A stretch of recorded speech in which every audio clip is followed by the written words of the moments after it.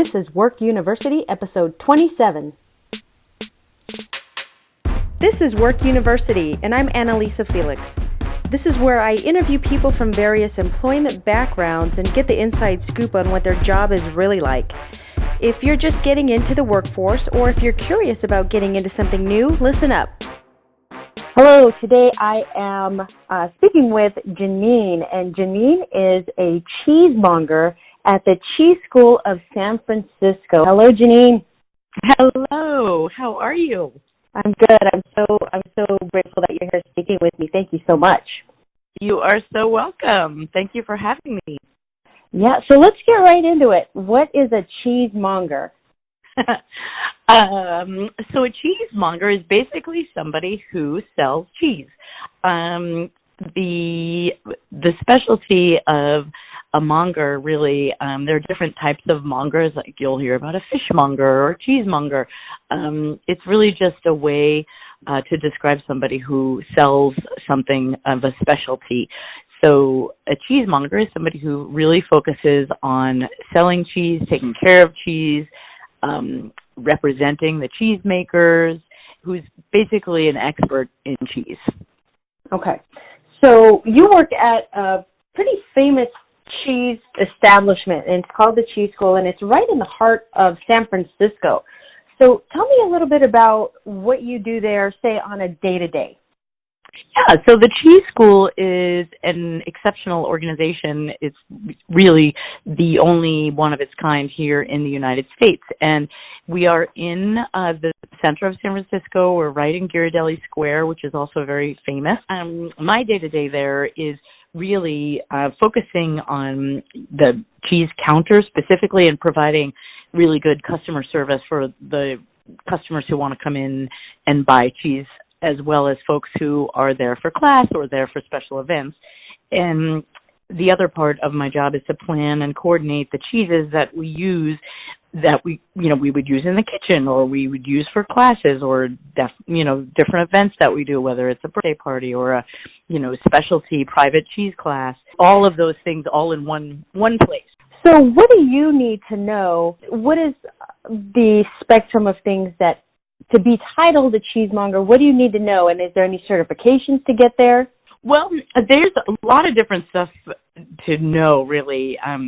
There's many different scientific things, just how cheese works. How do you make cheese? What happens when you make cheese? What types of cheeses are there? What kind of rind is it? How to care for it best? What happens when there's mold on the cheese? All of those types of things you need to be aware of, and you also you need to know how to care for the cheese as well. So just to make sure that it's at its optimal, just in the perfect shape it needs to be in order to be enjoyed. We have I think we have a big responsibility to the cheesemakers and the farmers who make the cheese to make sure that we're representing it properly, and we know the whole story. Every cheese has a story, and we know the stories, and we know how best to care for them and how best to use them or pair them. So there's a lot of different things from a technical standpoint, and then right. Also, when you're selling it, how to wrap it, how best to wrap it, what to wrap it in, how to store it, all of those different right. things that you need to know on a day-to-day basis. All right. Now, if I know that there are a lot of pairings, say, with wine. That seems to be the most popular these days. But if I came in and said, I have a taste for this, or I don't really like fruit, but I do like a more bitter, things like that. You need to know the pairings in that direction as well? Oh, absolutely. People come in with all sorts of crazy things to pair with. Besides wine, obviously, but they want to pair it with a specific wine from a specific region, or beers, or whiskeys, or chocolates. It could be a whole meat selection. There's so many different, or how to cook with it. That's another whole piece of what we do is, talk with people about how to make their dishes, what cheeses to use in their recipes as well. So there are so many different things that we need to do, and in our in the, there's so many different classes as well that you can take, but at the cheese school specifically, there's a professional program, and in that program, one of the things that we teach, and I went through this certification process, is to learn how to train your palate.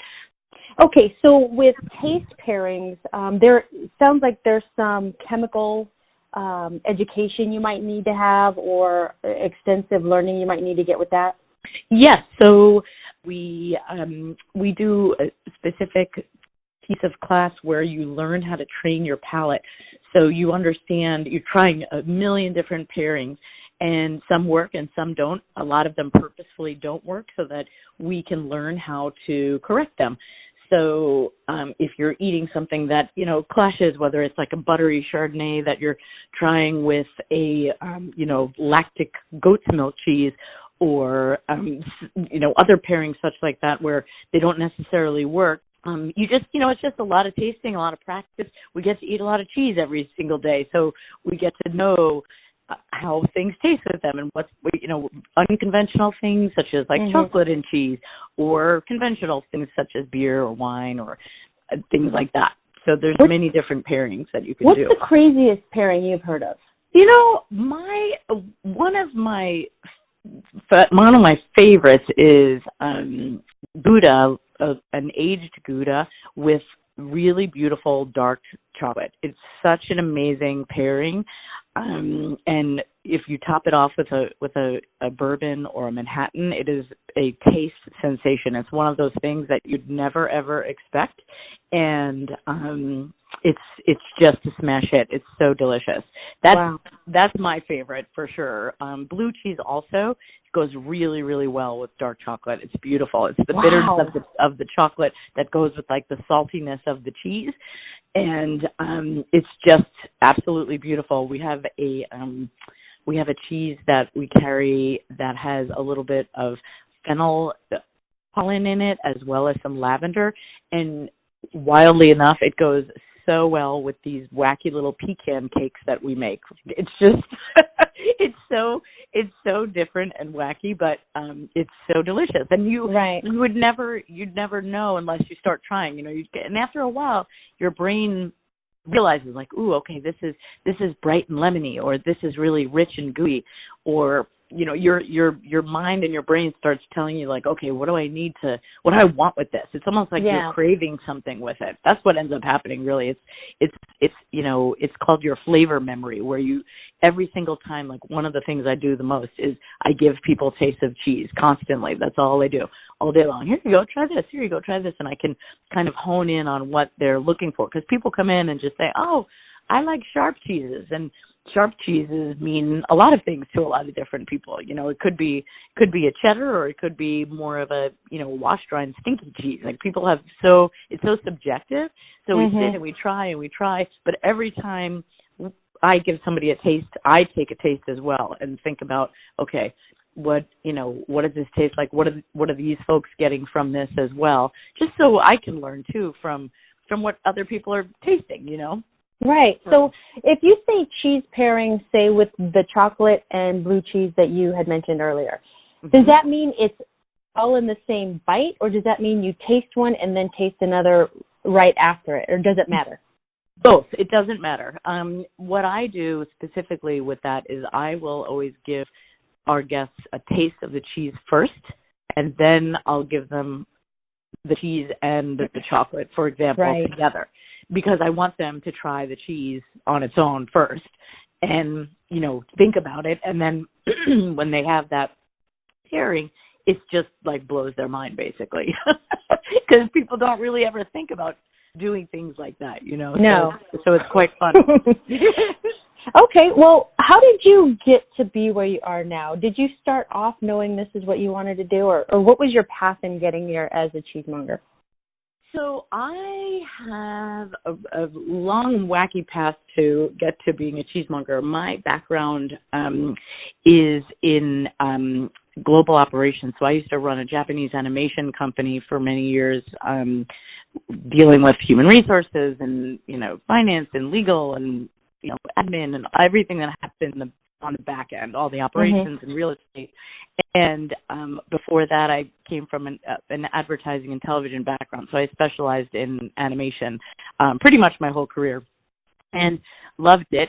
But I was doing tons and tons of traveling, and I was able, in traveling, I was able to go to amazing cities and try lots of different foods and a lot of cheese. I've always loved cheese. Even when I was a little kid, I loved cheese.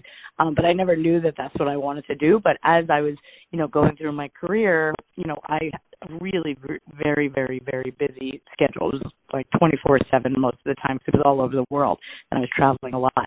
And I just decided about 8 years ago to retire and go into cheese and just follow my dreams to do that. So I took, a year off, and I traveled and got to explore. I went and did a lot of took a lot of classes for cheese and wine and all different stuff like that.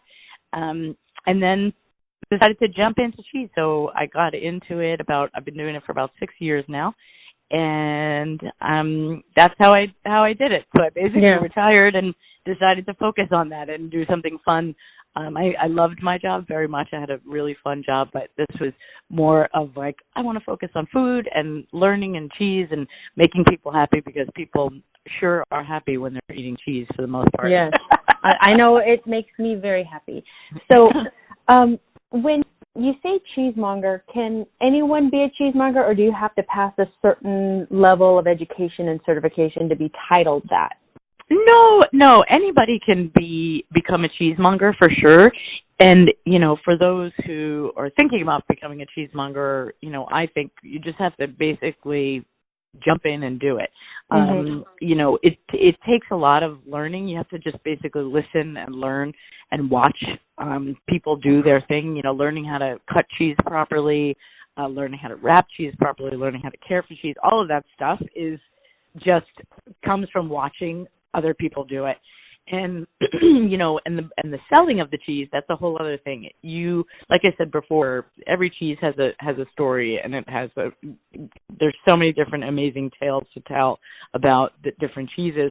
And once you know those stories and hear them, you can pretty much sell anything, and you can get excited about it, and you can talk about how each batch is different from the last batch. It's an amazing thing. So it's one of those things that you absolutely, it helped me. I took classes for years and years on cheeses, and I traveled all over the place, and I tried many, many different cheeses, and I do that in my everyday life. Like, just try it.